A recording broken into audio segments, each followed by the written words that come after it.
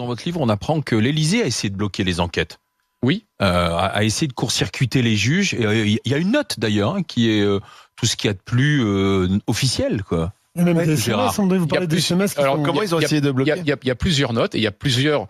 On met à jour plusieurs tentatives d'obstruction du travail des magistrats. D'abord, avec une conseillère de justice de l'Élysée qui va briefer les collaborateurs d'Emmanuel Macron, puisque lui-même, étant protégé par l'immunité, ne peut pas être entendu par les juges, mais en revanche, ses collaborateurs peuvent l'être, et ça se comprend. Eh bien, on va leur faire réciter un texte, en fait. On va leur faire apprendre quasiment par cœur un texte. D'ailleurs, on publie des extraits des différentes auditions. C'est les mêmes, c'est des copier-coller.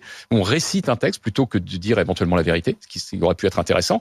Mais il y a encore plus choquant, c'est qu'on révèle comment le président de l'Assemblée nationale, qui est normalement quand même totalement indépendant en vertu de la séparation des pouvoirs de l'exécutif, a vu son texte modifié par l'Élysée, le texte qu'il devait remettre au juge, c'est-à-dire sa réponse au juge, sa réponse officielle au juge d'instruction. Eh bien, c'était qui, Richard Ferrand ? Oui, Richard Ferrand. Sa copie a été réécrite par l'Élysée pour être dans les clous et donner une version qui corresponde aux vœux d'Emmanuel Macron.